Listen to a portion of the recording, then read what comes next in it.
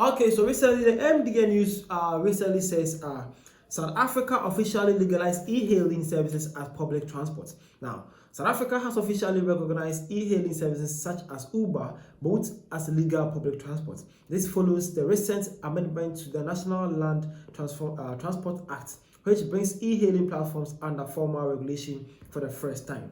Now, under the new law, all e-hailing drivers must obtain operating license from provisional regulatory entities and hold valid professional driving permits as a PDPS. Vehicles required to display company branding and install panic buttons to enhance passenger and driver safety. Now, e-hailing companies must also register with regulators and comply with company and taxi laws, with penalties for non-compliance including fines of up to 100,000 rand or imprisonment for up to 2 years. The move is expected to level the playing field between traditional taxi operators and ride-hailing services while improving safety standards and operational transparency in South Africa's public transport sector.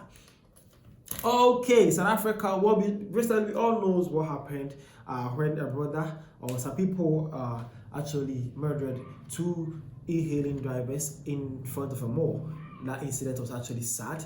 Cars were burned and a whole lot of things. Well, actually, this has prompted the South African government to actually get to see and understand this, the South African transport sector, to actually find a way and the best place to fix the e-hailing companies into, so that peace can prevail in the society. Basically, they have bring in some amendments and they have also bring in these initiatives to help these e-hailing companies. And they are saying, as you can see, they have told them to actually brand their cars for them to be easily identified that these cars are e-hailing cars. But guess what? That is where most South Africans have a problem with.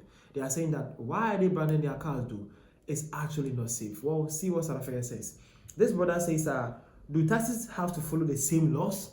Or South African actually asks, does the taxi system or the taxi people also have to follow these laws that these e-hailing companies are facing? Again, this South African also says, I love this, but this is where taxi drivers will attack them the most. Whoa, okay.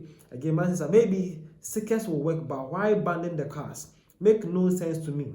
I think it's exposed them more to danger. Yeah. So basically, a lot of South Africans were saying that it's a great move. Basically, a law that would help protect them and also make sure they work effectively. But labeling their cars is where they don't like it, because they believe that there are mafia syndicates in South Africa transport system that will actually harm them with this. Again, man says, I don't think forcing drivers to brand their cars is a good idea.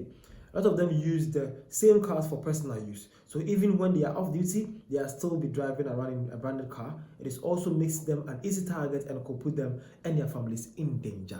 Well, that is a South Africa right there. And lastly, man says e-hailing drivers are planning to march against these regulations.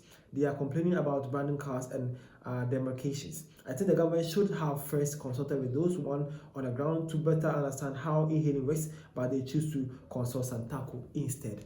So basically, man is saying that the e-hailing people have actually not agreed to this, and they are trying to demonstrate and complain about this. Right? Well, that's so true though. They should have also brought in all parties rather than just calling one side of the parties though. They needed to have called the e-hailing people for them also to share their point of view so that they can find a better solution for this. But well, guess what? Seems like the powerful entity always wins. That is the Santaco people, and they say the government actually consulted them for this. This is actually so wrong. The next video actually is what's happening in South Africa and hopefully other African countries as well. The next video actually also, thank you for your time. See you guys around.